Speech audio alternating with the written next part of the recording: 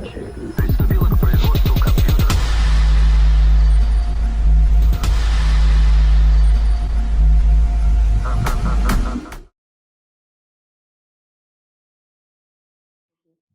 are going to be talking about autism and gaming. So just a bit of an introduction about myself. So I've got ASC. Some people might refer to it as ASD, but I've gone with the language ASC because I believe autism is a condition and actually not a disorder. And that's something that is very much going that way. Is disorder implies there's something wrong with us, and there isn't. It's just we have this condition, which means that we think differently and we process information differently. And I wouldn't consider that as a disorder. It's just a different way of thinking and a different way of looking at things. I have OCD. Again, I would love to call it OCC. ADHD, I'd love to call ADHD, and epilepsy. So the autism I was diagnosed very young with, that later came with a diagnosis of OCD and ADHD. And then it was only till I was in college at the age of 16, I had my first epileptic fit. So yeah, it's. I think the doctor just loves giving me conditions, really, and he just tries to find one every month. But yeah, it's constantly learning about yourself and actually learning about other people as well, because all these conditions are going to affect me differently to how they are going to affect other people, which I find the interesting thing. Once you've met one person with autism, you've met one person with autism, and any condition. So I think it's always important we bear that in mind. So I work full-time in IT. I'm an ambassador for the National Autistic Society. I have also do acting, so I've been on TV shows. Mainly, the roles I mainly portray are autistic characters. So yeah, I mean, I got into that basically because I was at I was doing a play up in Newbury, and I decided, I wanted to be an actor, and there was an opportunity that came up for a show called Glue on E4, and basically me being me, while I was doing the extra work at the show, there was a rope separating the actors and the extras. So again, me being me, I just went over the rope and I pretended to be an actor who was joining the next week, just basically to get all the information I needed. So I just sort of said, I'm Max, I'm playing this character called Jeff. He comes into it next week. It's a bit low key at the moment because there was a murder storyline going on.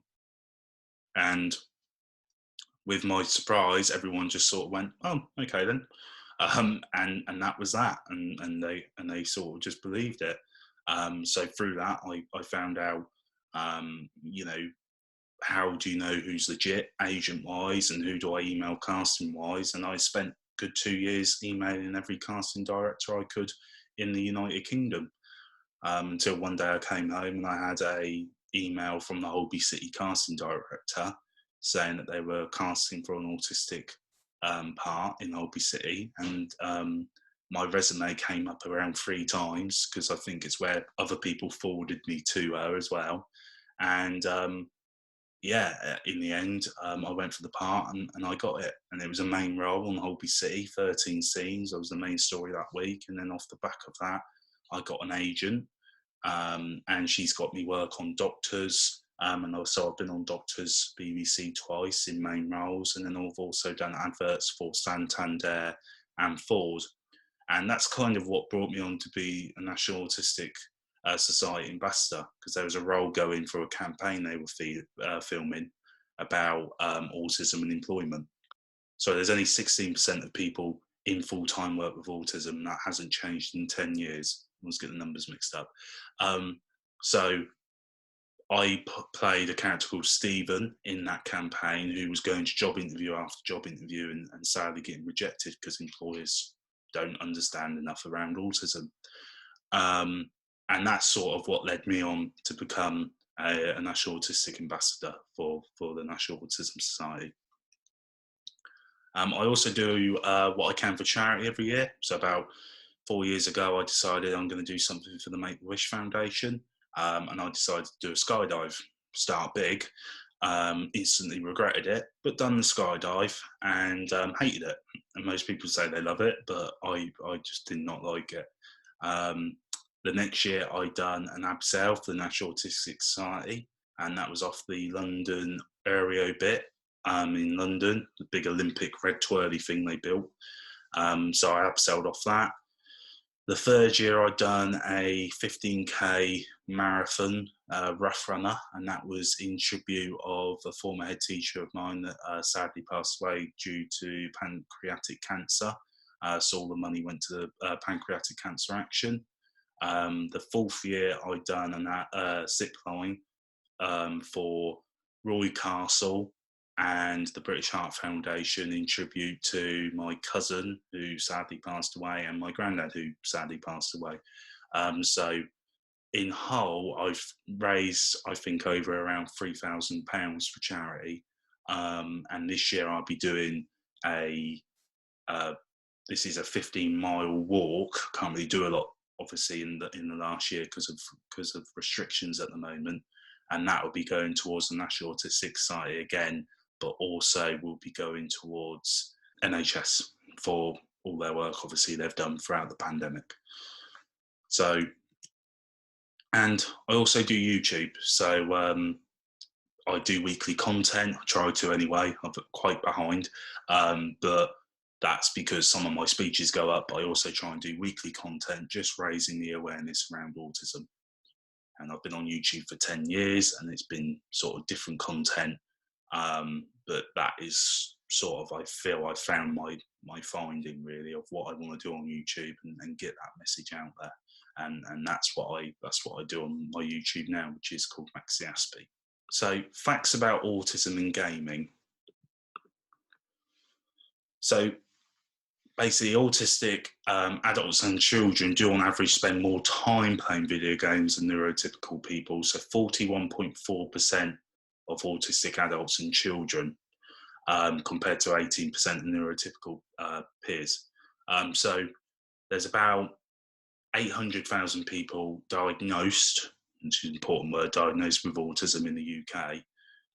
So 800,000, around 42% is around 336 people with autism will play video games. So obviously I think there is a relation to a lot of autistic people do find it hard to socialise and do find it hard to sort of communicate, outside in the outside world. And I think there's probably a link there because obviously when you're on a video game, it's much easier to communicate and it's much easier to socialise with people. So 2.5 billion people played video games, and that was in 2016. So you can only imagine that the number has massively gone up since then because of the pandemic. So I thought that was a really interesting fact that 2.5 billion people played video games in 2016. 70% of video games are aged 18 or higher. And in 2019, the gaming industry has generated total revenue of $151 billion. And approximately 32.4 million people play video games in the UK. So if you think, we've got around almost half of people who are diagnosed with autism playing the video games in the UK. So it's quite obviously a lot of people playing compared to the 18% of just neurotypical people. So in this slide, I'm just going to talk about my experience with autism and gaming. With myself, I've always sort of played video games. I remember being a kid and I remember my initial sort of realisation from my dad when he realised I might have autism was while I was playing a video game, and it was Spyro. And basically, I couldn't talk till I was 6, and the fact that my dad walked out the room and he was playing this Spyro game, and as he walked back in the room, I had the controllers in my hand, and he was like on this maze mission, and he was trying to find his way out. And again, my dad says to me, what had happened was I picked up the remote and just was able to memorize my way out of the maze. And considering I wasn't even playing the game, and I was just watching my dad play it, that's when my dad first thought, okay, so why can he work his way out of a maze of a game that he's never played, but by just watching me visually, but he still can't talk? And that was like the initial sort of thought for my dad that, okay, maybe he has like a condition. But gaming was much more than that for me. I think I was playing video games quite young, and probably some games I probably shouldn't have been playing, with higher ratings, which I think is obviously always important to have context with if you have a child or anybody playing. It's important that we know what's real and what isn't, and what should stay in the video game versus what should happen outside in the real world. But gaming to me was more of a bond with my dad, because I wasn't really good at sports. I wasn't really good at anything else. You couldn't really take me anywhere because I wouldn't like it. I wouldn't want to go anywhere. The idea of going to the shop with my dad and things like that, I hated. I didn't like it. My dad tells stories all the time where I would have a meltdown in the shop, and he would have to drag me out of the shop, because I was just screaming my head off, and I couldn't cope with what was going on. And at the time, it was even worse because they didn't really know what was going on until they had that official diagnosis. So gaming for me was actually a really safe place that I could bond with my dad. And it built that socialization with my dad, because there would be things that, okay, what do we talk about, and what do I say, and what do I do? As when we played a video game, I was just having fun, with my dad.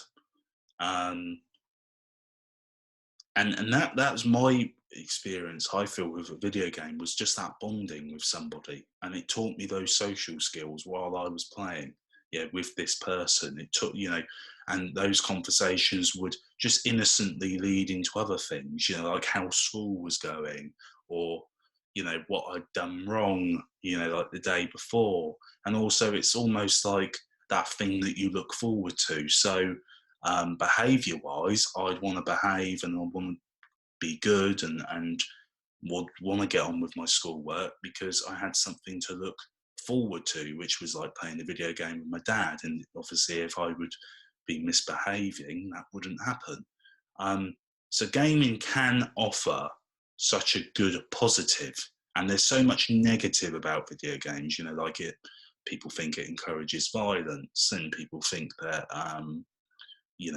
about cyberbullying and hacking online, and all those things are very valid. But I mean, when I was playing with my dad, it was a safe environment because it was just me and my dad. It wasn't all this online at that time. It wasn't like I was joining people in parties on Xbox or communicating over the microphone. So for gaming, for me, it was actually not only an educating kind of session, because I could then have those conversations with my dad and learn more about the game or the world or what was going on in school, and I could have that sort of that open communication with my dad that I necessarily wouldn't have had if I hadn't had that same similar bond, which was gaming. And two, you could say that, it obviously helped me bond with my dad But it also taught me what was right and wrong, in the sense of, because I was playing it with my dad, I'd never thought, okay, it's okay to do that and it's okay to do this, because I had a parent there that was going, okay, but you got to realise he's doing that in a video game. You don't do that in real life, because this is what sort of happens. Um, so it's I think it's really important to sort of have somebody there that can monitor, you playing the video game, um, but also use it for a positive, for a bonding exercise, for that sort of relationship. Um, as the years got on, obviously I started playing the video games less and less and less with my dad. Unfortunately, um, I think he still loves to think he could probably beat me on FIFA, but those days are gone. Uh, you know, when you're playing against a 6-year-old, is a bit easier. But but I always look back at those memories. I'll say to my dad, "Oh, do you remember when we did this?" Or "Do you remember when we did that?" And they're just really good memories. But as I got older and the online started becoming more and more and more of a thing, as technology evolved, that's where it become more dangerous. I remember being a child, I would invite friends round, to play split screen on the consoles. Um, and it was, again, it was that bonding exercise. You couldn't wait till your mate came round and play that video game with you. And that was almost, again, it was a good sort of exercise for you to socialize with people in smaller groups, because I never done well in groups. If it was a group of kids at school, um, I wouldn't be able to cope with that. It was too difficult for me to socialize. It was too difficult for me to make friends, especially not being able to talk to 6. So being able to invite a friend round just to play a video game was really, really good, and it gave me that opportunity to socialize with them. But as the years went on and online started to come out, I think the gaming sort of got worse and worse. I remember being bullied online over an Xbox party. I had people threatening to come to where I lived to beat me up, and these were people that was on my friends list on my Xbox. And you sort of think, well, why are they your friends? But unfortunately, I think as kids, we add people on our social media that we might not get along with. You'll add people part of your Xbox who you don't get along with, because it's almost like a reputation thing. Like, you've got to get on with that person because everybody else does. And I found that really difficult. I mean, leaving school, all my friends went up the road to the local school, and because I had an educational health and care plan, I had to go to a school and that was difficult for me, to make friends again.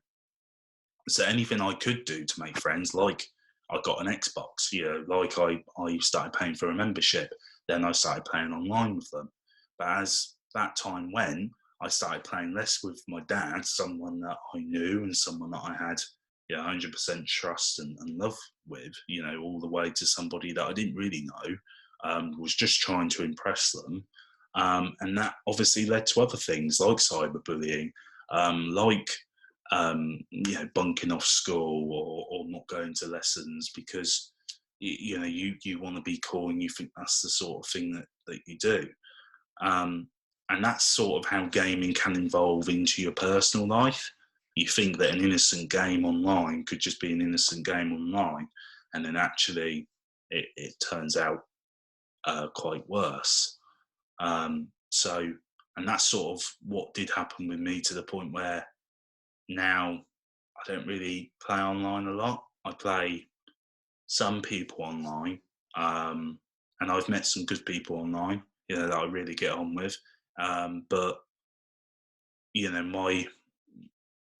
I would only really go online with people I really know. It's only since they've moved sort of console, that obviously hasn't, because it's not really supported cross-platform at the moment, which means if you've got a PlayStation, you've got Xbox, you can play together.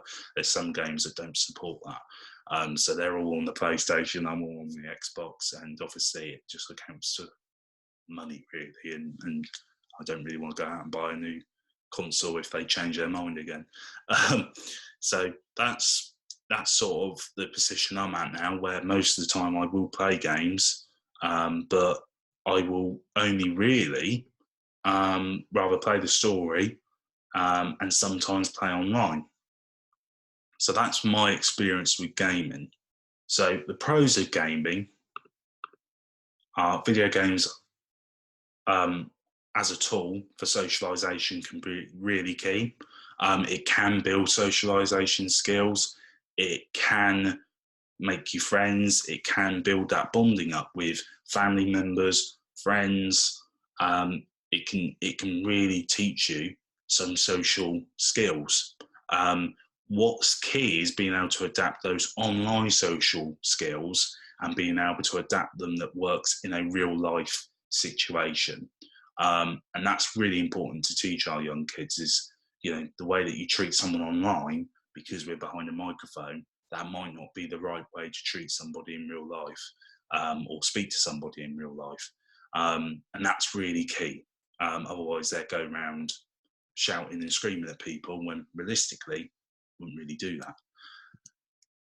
Video games improve basic visual processes. So for autistic people, obviously, visual process can be quite hard, but actually it has been shown that video games do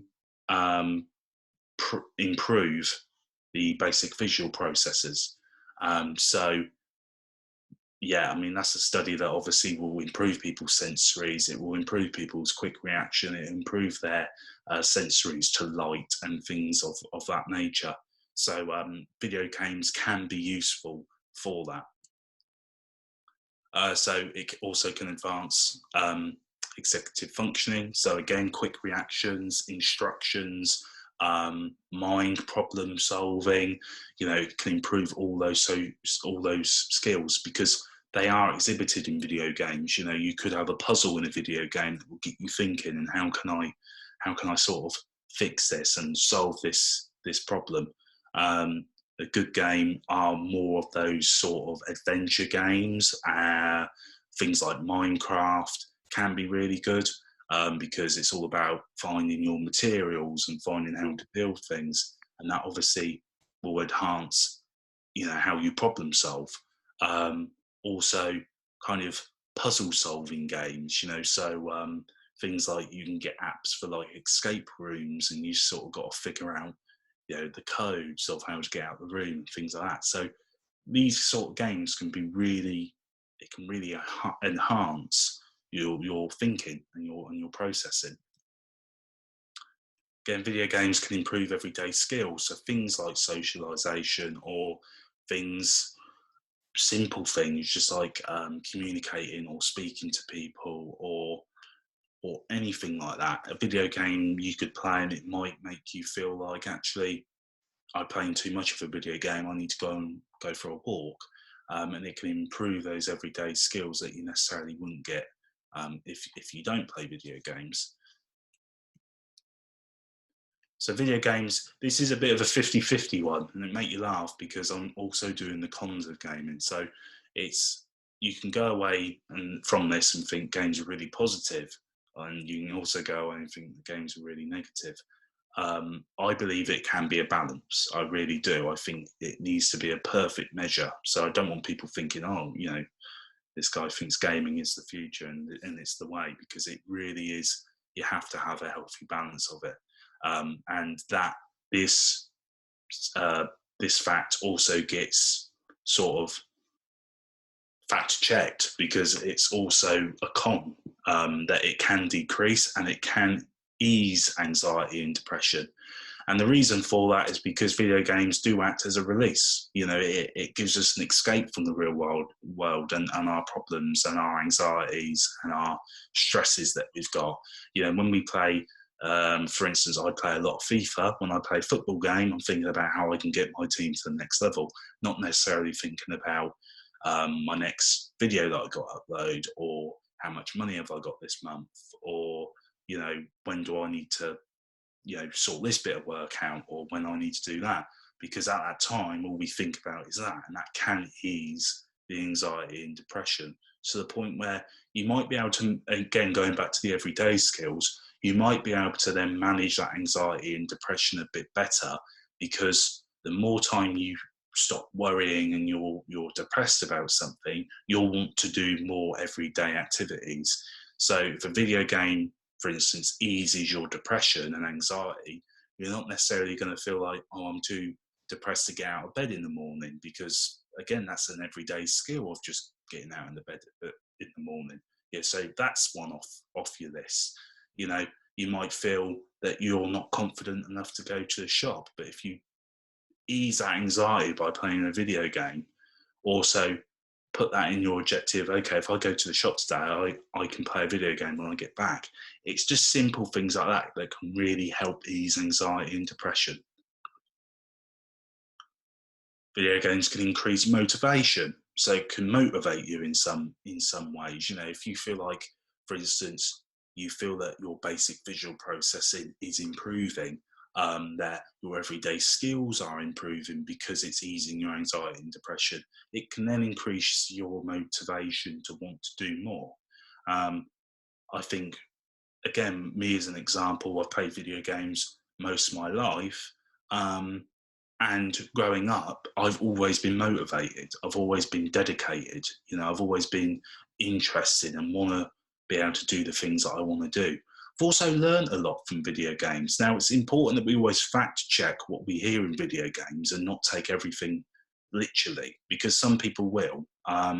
So I've also learned a lot to do in video games, just like I learned a lot in wrestling. I know a lot of places in America because of the wrestling, because, you know, I remember hearing the commentary when the wrestling started going, we're live in, you know, Toronto, Canada, we're live in Austin, Texas, we're live in San Antonio, Texas.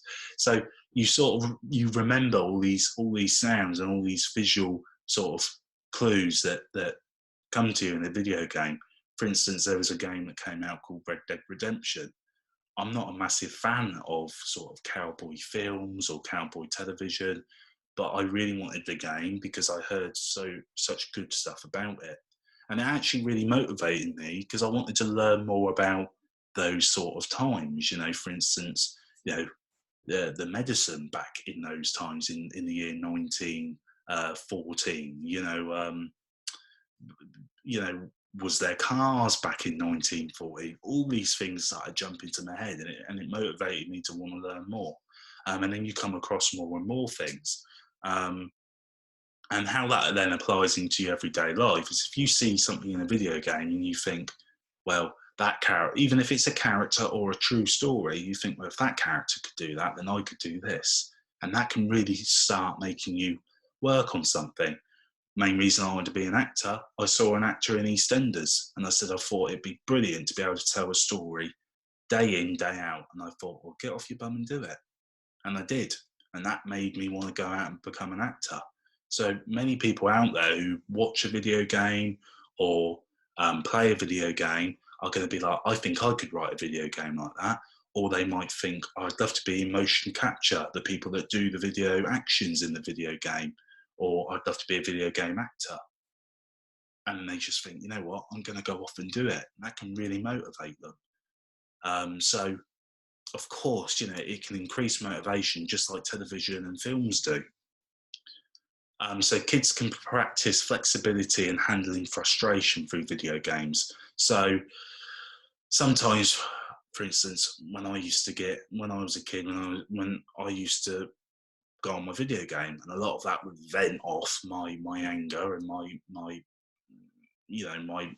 my frustration with things. You know, playing a video game surprisingly actually calmed me down quite a bit, because not only I was playing something that I was enjoying, but things like when the Wii Fit came out and you had the boxing game, games like that can actually, even though it's exhibiting violence, which isn't a great thing, it can actually handle that frustration and that flexibility for for a child. And it's important to realise that at that time, we're not promoting violence whatsoever. What we're actually promoting is letting that frustration go and letting that person, that young person, know that, but you know that you can't just go up to somebody and do those actions because that's not right. It's really key that people understand that real life versus the in-game. Otherwise, that's where unfortunate incidents do happen, which we will speak about a bit later. And parental roles, and what I mean by that is mainly security. The pros of gaming now, the amount of security that you get on, for instance, the consoles nowadays. You can really lock down what you want your child to play or what you want them to see. And when I was growing up, my dad couldn't really actually control in a setting per se of what I played and what I didn't. But my dad was always sort of around watching me play a game, or I was playing the game with him. But actually nowadays, you can actually lock down the console to a degree where if they've got an 18 rated game like Grand Theft Auto, they won't be allowed to play it because it'll be locked down. So you can supervise that. You've got all of that access now to the point where if there is bullying going on in video chat rooms, you can disable the video chat. You can disable the parties. You can basically disable whatever you want as a parent if you feel like they don't need it. As previously, kids could buy an 18 rated game through some source and do it and play it, and you'd have no actual control over it.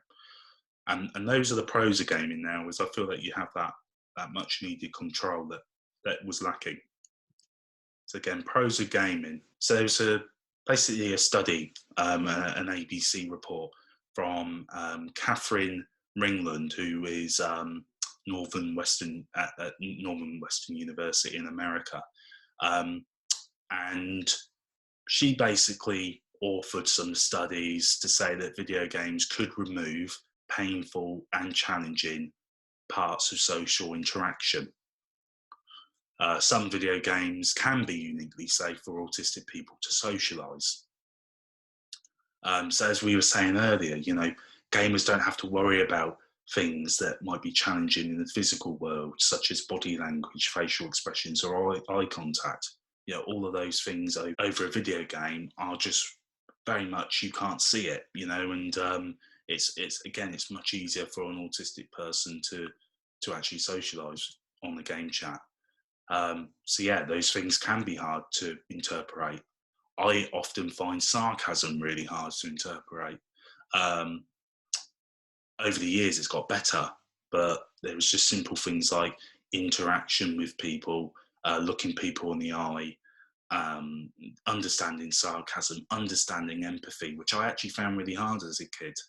Playing games can really enhance that. If you see someone, for instance, like die in a video game, it can really bring out that empathy and that, oh my god, my favourite character, my favourite video game is died, and it can really make you start actually putting yourself in other people's shoes, because effectively that is what a video game does, is it puts you in someone else's shoes. They create a safe space that these autistic children didn't often have in their lives. There's also an argument video games make socialising in the physical world easier. So an autism Australia advocate, Thomas Kuzma, said his knowledge of Pokemon helped him make friends in the primary school playground.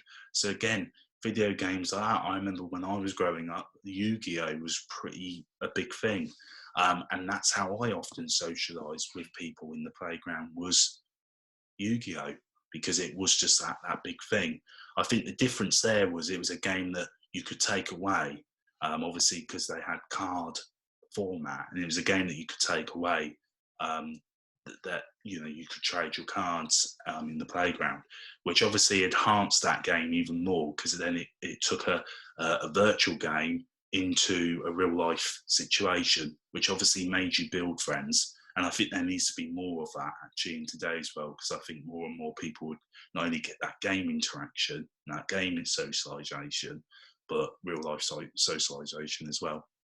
So it has been suggested that video games, by virtue of high autistic participation, can also increase the potential of autistic people interaction with other autistic people. So there's actually, on the next bit, there's actually a game on the Minecraft server called Autistic, and basically it's a fostered and safe anti-bullying community with clear and consistent rules. So on Minecraft, you can create what you call servers, call your server a name, and then you can create rules and policies around that to enable who you want to be in that. And that's just a classic example, is it's created that safe autistic space for them to play a video game. And I think that needs to be done more, because again, as I have that safe space with my dad, those people have a safe space with fellow autistic people who have the same interest, and I think that's really key. Cons of gaming. So here's the cons. Video games can be addictive. Video games can decrease the ability to concentrate. So even though they enhance your ability to react to things and it can improve your processing, if it's not something you're then interested in, for instance, at school, and all you're thinking about is your video game, that will affect and decrease your ability to concentrate, because all you'll be thinking about is the game, and how you can't wait to get home. And that entwines with the addictiveness, because then you start thinking, I just want to play that video game, and that's all you become kind of, that's all you think of all the time. And I've been in that situation, where I will often still now, which is very odd, but even still now, I'll think about, what am I going to do with my football team on FIFA, and who do I need to buy and things. But it's obviously, as you get older, you start being able to prioritise what you need to think about and what you don't. But as a kid, you could actually miss out a lot in the classroom, because all you're thinking about and concentrating on is the game. So another fact as well is video games can make people more violent. The same really as films can. But I think with this fact, I actually believe it's not so much the video games that can make more people violent, but it's more the understanding of the real life versus the game life. We can see things that can traumatize us, which can make us believe that one way of acting or actioning something is okay and reasonable. But it's always important that we're educated and we're told, no, that's not right. I remember my dad would often play a video game, and I probably shouldn't have been watching. But again, my dad always explained to me, you can't do that in real life. That's not right. That's not tolerated. A classic example would be Grand Theft Auto. It's important that we say to our young people, okay, you can steal a car in Grand Theft Auto, but you can't do that in real life. That's not a good thing. That's not a morally good thing to do. That's not a smart thing to do. You're hurting someone. You're damaging someone else's trust, and yeah, it's just not right. It's just not right, and it's important that we educate our young people of that. That they can have fun in a video game, but they need to realise that some of the actions in a video game might not be right, and that includes violence. So again, going back to this fact of it could ease, it could also increase depression and anxiety. Often as a society, we compare ourselves to people. We might see people in video games that we compare ourselves to, which we would love to be like, and we're not. And that could increase our depression and anxiety. It could also make us realise how much time we're spending on the game, and then realising actually, what am I actually doing with my life? And then that will increase your anxiety. if you're playing video games with people that you just necessarily don't get along with, but you're sort of wanting to hang out with that crowd because it's the popular thing to do, and they're not being very nice to you over online, that will increase the anxiety for when you go into school, because you'll be thinking, what are these people thinking of me, and what are they going to do, and all of this stuff. So even though it can ease, it can also increase. It can make you depressed. It could make you think that the only thing that you're good at is video games and that you're not going to be able to do anything. And then that could cause you more worry and more anxiety. So again, as I said earlier, it's more about that balance and getting that healthy balance. Parents report that kids affected by autism can become so focused on the video gameplay that they refuse to do any other activities. And that's another concern, as I was saying earlier. Some people will get so addictive and so concentrated on the game that they won't want to do anything else. They won't want to learn their English. They won't want to learn their maths. They won't want to go out and play a game with their friends or football, because they're so addicted to the game and they're so concentrated on the game that they just don't want to do anything else. And that's when it becomes a bit of a danger, because even though they're socializing online, we need to be able to transfer those skills into a real life environment. Otherwise, they have gaming socialization, but they won't have any real life socialization. And that skill, anything that you learn from a video game that's good and positive, needs to be transferred into a real life situation, and anything negative needs to stay in the game. So again, cyberbullying. So there is a lot that goes online now. You've got text going backwards and forwards online, messaging backwards and forwards online that you might not be able to accessibly see, because unfortunately consoles, gaming consoles, have more become an entertainment sort of platform. So you could have Facebook on your Xbox now, you could have Twitter on your Xbox now, you could have Instagram on your Xbox now. It's endless. A PC, a gaming PC, you then have access to the whole internet. So cyberbullying has moved from obviously bullying in the playground and simple text messages going backwards and forwards to your phone, where it's now on your Facebook, it's now on your Instagram, and that can all be accessed on this thing that used to be a gaming console, but now is also an entertainment system where you can put Netflix on it if you want to, or so. That's the downside, is, you know, even though you might be checking their phone or their laptop, you know, there's so many social sort of media sites out there now that they could have on their Xbox that you're not checking, and that's where the bullying is going on. The bullying could be happening in the chat room, you know, in the party that they're in, and that could be causing them not wanting to go to school or not wanting to do anything else, because they're just getting bullied. And you know, that's the sad sort of story on that. Also hacking. So hacking is really difficult. I know people that have been, because, you know, on consoles now you can put your credit card details in, which I think it requires if you want membership online. So things like Xbox membership or PlayStation membership, that has to have your details on there for you to do it. And there are clever people out there that will find a way of hacking into your account, because when you have a console, you'll have like an email address account which is associated to that console, which then has your credit card details, which has, you know, and it's endless. You know, once they've got your email, they could hack into your Facebook if you use that email with your Facebook. They could hack into your Instagram. They could hack into your bank. You know, so it's really about being careful about what information we put out online, which is why I would always suggest, if you're creating anything really, always use a different email and hide your email. Don't display it anywhere, and also just use different sort of usernames. You know, it's not related to your email. Those are things I always suggest that will keep people safe from the hacking that does go on online. So keeping safe. Choose a safe username. Be careful what they share. I'm always speaking to Vanessa about, obviously, online and keeping safe.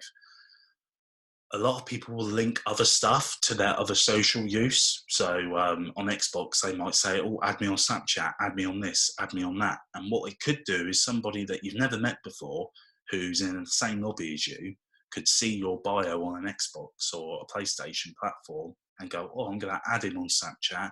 And it could lead the way to a predator adding a child on Snapchat, pretending to be their friend when they're not, and they've got all that information from their gaming console by seeing their profile online. So it's about being careful what we share. I always say to Vanessa about children going back to school. You know, a lot of parents will put an innocent photo about their child going back to school, but they leave the school uniform badge on there. So then someone that, if you've not got very good privacy settings on your Facebook, somebody will see what school your child goes to, and they've got that information. So be careful what we share. Choose a safe username, and the username basically means that if you pick a username that's not really in relation to you, people won't be able to know it's you.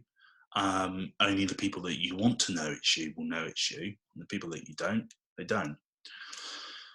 Think about who they're playing with. So there was a sad story where a boy was playing who he believed was a 16-year-old or same sort of similar age. I think he was actually younger. And this person basically manipulated this young boy into thinking that he was his friend, and he even got to the stage where he had told this young person that he was dying and that he owned a company and that he was going to give it to him. And it all led to the sad event where he met up with this young boy, and the young boy sadly was murdered by this man. Such a sad story. It's been featured on BBC before, but it was a really sad story of where he just met someone online, and even when the parents shut off communication with this person because they started to suspect something was wrong and something wasn't right, the person then got his address off online and sent him a burner phone and was communicating with him off a phone. And they didn't know about it, and unfortunately it led to the murder of this boy, and it's just a horrible story. So we really got to think about who our children are playing with. Do they know these people or don't they? That's really key, you know, if they know or not. Check your privacy settings, you know, again, so something really key is check who can see your data and who can't, you know. So if we don't want so-and-so to add us on Instagram, you know, don't put it in our bio. If we don't want people seeing our profile who aren't friends with us, that is a privacy setting that can be set. So it's just about using the tools that are there to protect our young people. Important to take breaks, you know, so we don't get addicted, so we don't get so engrossed in our game life that we lose focus on our real life. You know, as far as we know, we're only here once, and we don't want to spend, you know, 12 hours a day on a video game potentially, when we could be doing other things. And I get that can become somebody's life, but it's important that we take a break from it and realise that it's not. So watch out for loot boxes and in-app purchases. So that might confuse some people. A lot of games are now going, oh yeah, we're free, we're free, we're free. Fortnite is a good example. Another game called Temple Run, which was a big game, was another good example. So even the game is free, but the children who's playing it don't realise that there's a credit card associated to the account, and you could buy coins, which they might believe is in-game currency, but actually was real money. But it's really important that we make sure, and again, this is why I always say, if you're going to put like credit card information on an iPad, don't protect it. You know, make sure if there's ever an in-game purchase that it requires a password. Same with Xbox or PlayStation, it requires that security for you to authorize that payment. Otherwise, people will just click things and think it's free. Mods and downloads aren't always safe. So people with PCs will often download what we call a modification to their game to make it better. But also that can increase the likelihood of a malware or a virus attack, because there could be anything in those files that we're now downloading and putting onto our machine, putting onto our console. So yeah, it's really important that we know what we're downloading, because sometimes you don't know what we're downloading. We don't know if it's safe or not. And again, education on that real life versus game life, I think that's really key. It's really important that we know what is real and what's okay, what's morally right, what's morally wrong, and that we leave all the negatives in the game life and we take all the positives out into the real life. And I think that's just really important. And also remain vigilant and monitor their behaviour. So the minute you see a bit of, I suppose, anger or a bit of obedience or just something that's not quite like them, it's the time, where we need to dig down and see what's the cause, why are they acting that way. Games can be really good and they can behave their behaviour, but the minute it starts affecting their behaviour is a time where you need to monitor it. So that's it from me. I'm going to answer all the questions as well, as I saw there's some in the chat. But feel free to follow me on social media. It seems a bit ironic that I've been speaking about safety and keeping your data safe, and then I'm promoting my social media at the end. But this is obviously just more for educational, and if anyone wants to get in contact with me, feel free to do so, because I'm always open to having that communication and speaking to people. So yeah, thank you. I will obviously answer any questions that anybody is asked.